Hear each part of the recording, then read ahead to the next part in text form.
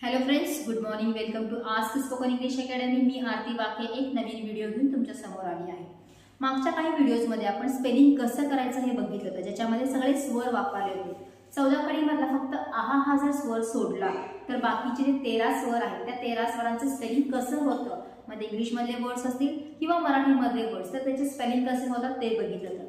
आहा या स्वराचे आपण स्पेलिंग केले होते, कारण आहा हा स्वर फक्त मराठीमध्ये आहे, इंग्लिशमध्ये नाही, त्यामुळे त्याचा आपण घेतलेला नाही.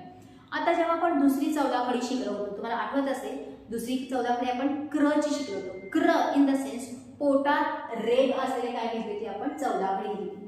प्रत्येक कॉन्सोनंटच्या पोटामध्ये एक रेग होतं, जसं क्र, ख्र, ग्र, च, ड्र असे उच्चार होते. जर अशा प्रकारचे उच्चार असतील तर त्यांचे स्पेलिंग कसं करायचं ते आज आपण बघणार आहे. पोटात रेग असं मराठीमध्ये म्हटलं जातं. For example Priya. प्रियामध्ये काय झालेलं आहे, प हा ऑलरेडी कॉन्सोनंट आहे आणि त्याच्या पोटामध्ये रेग आलेला आहे दुसरा कॉन्सोनंट, आणि मग त्याला लागलेला आहे स्वर ई चा. म्हणजेच कसं झालेलं आहे, प ला र लागलेला आहे आणि मग वेलांटी आहे, य ला काना आहे. म्हणजे इथं काय आलेले आहेत, दोन कॉन्सोनंट आले.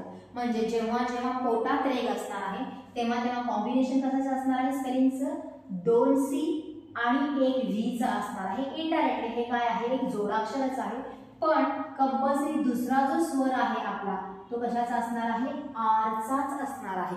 पहिला जो आहे कॉन्सोनंट तो कंपल्सरी वेगवेगळा असणार आहे, जसं स्पेलिंग करतोय तो, पण जो दुसरा कॉन्सोनंट आहे तो कसला असणार आहे, आर चा असणार आहे. आर प्रत्येक वेळेस येणार आहे, कारण आपण त्याचे स्पेलिंग कसं करायचं ते बघतोय. सी प्लस व्ही मध्ये पहिले 2 कॉन्सोनंट्स येणार आहेत आणि मग एक वोवल येणार आहे, आणि दुसरा जो कॉन्सोनंट येणार आहे तो कंपल्सरी आर चा असणार आहे. मग स्पेलिंग कसं होणार आहे, प साठी पी, र साठी आर, वेलांटी साठी आय, य साठी वाय आणि काना आहे म्हणून ई. म्हणजेच ह्याच्यामध्ये 2 सी आणि मग व्ही, परत सी परत व्ही, परत सी परत व्ही, अशाच प्रकारे काय होणार आहे, स्पेलिंग होणार आहे. असं काही नाही की स्टार्टिंगच्याच कॉन्सोनंटच्या पोटामध्ये रेग येणार आहे, कुठेही येऊ शकतो. फॉर एक्झाम्पल नम्रता, ह्याच्यामध्ये नंतरच्या कॉन्सोनंटमध्ये येणार आहे. कसं झालेलं आहे, न पूर्ण आहे, त्याच्यानंतर म हा व्यंजन आहे, र त्याला लागलेला आहे, पूर्ण झालेला आहे, आणि शेवटी त ला काना लागलेला आहे. स्पेलिंग NAMRATA, नम्रता. द्रोण. आता जेव्हा जेव्हा पोटात रेग येणार आहे तेव्हा तेव्हा त्याच्या शब्दानुसार त्याला स्वर लागणार आहेत. काही ठिकाणी पूर्ण असतील, काही ठिकाणी काना मात्रा असेल, काही ठिकाणी वेलांटी असेल, काही ठिकाणी उकार असेल, डिपेंड्स अपॉन दॅट वर्ड. द्रोण कसं झालेलं आहे, मग द साठी आपण डी वापरतो, पोटामध्ये रेग आहे म्हणून आर, उच्चार कशाचा आहे, ओ इन द सेन्स एक काना एक मात्रासाठी आपण ओ वापरतो, आणि शेवटी आलेला आहे एन. त्याच्यानंतर न क्रूर वेलांटी सोबत आलेला आहे, सॉरी उकारा सोबत आलेला आहे, KRU क्रू, त्याच्यानंतर आलेला आहे आर, क्रूर. ग्रहण, GRA ग्र, HA ह, आणि नंतर खग्रास, KHA ख, GRA ग्रा, नंतर आहे S. प्रेक्षक, PRE, KSHA आणि K.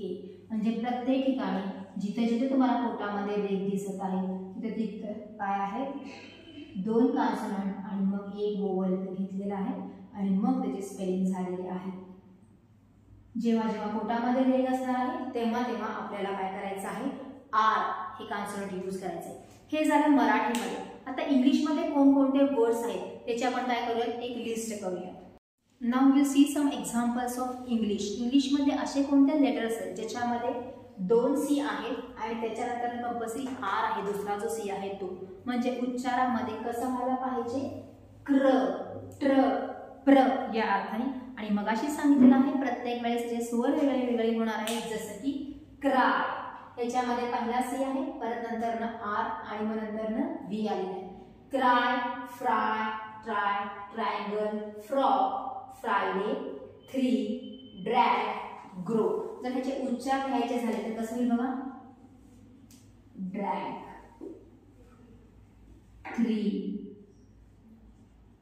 ग्रो. पोटामध्ये तुम्हाला काय दिसेल, rag, free, tribute, broom, crack, provide, cruel, agree, scratch, drop, Greek, scream, break, trip, cradle, great, groom, green, zebra, friend, trend, track, prank, bread, cream, greedy, ground, brown, criminal, draw, tree, frog, brain, shrink, wrap, truck, training, prefix, prove, cross, throw, tree.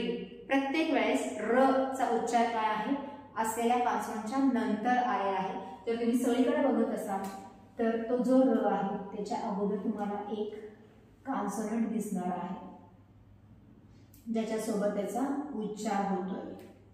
So these are some English examples. जसं नावांची, गावांची, आडनावांची spelling करत असताना र चा उच्चार होतोय, तसंच इंग्लिशमध्ये सुद्धा जेव्हा काही सेंटेन्सेस करत असतो त्याच्यामध्ये जे वर्ड्स येत असतात तिथं सुद्धा जेव्हा र चा उच्चार एका कॉन्सोनंट सोबत येणार आहे तेव्हा आपल्याला स्पेलिंग करताना याच फॉर्म्युलामध्ये स्पेलिंग करायचं आहे आणि त्याच्यातलेच काही निवडक म्हणजे थोडेसेच, पूर्ण तरी मी सगळे काही इंग्लिशमध्ये वर्ड्स आहेत ते लिहू शकत नाही, थोडेफार जे आपण डे टू लाईफमध्ये वापरतोय आणि हे आपल्याला लगेच वाचल्यानंतर ना ऐकल्यानंतर कळते, अरे हां आपण हे वापरतोच की, हे सेंटेन्सेस लिहितो की वाचतो की, हे पटकन क्लिक व्हायला पाहिजे म्हणून काही एक्झाम्पल्स इथे घेतलेले आहेत ज्याच्यामध्ये आर हा कॉन्सोनंट आलेला आहे. प्रत्येक ठिकाणी तुम्हाला पोटात रेग दिसणार आहे असलेल्या कॉन्सोनंटच्या ठिकाणी. So this is for today. स्पेलिंगची प्रॅक्टिस करायची आहे, इंग्लिशमध्ये कोणकोणते वर्ड्स आहेत ते बघा आणि सारखं सारखं त्याचे रीडिंग करायचं आहे. That's all for today. Thank you.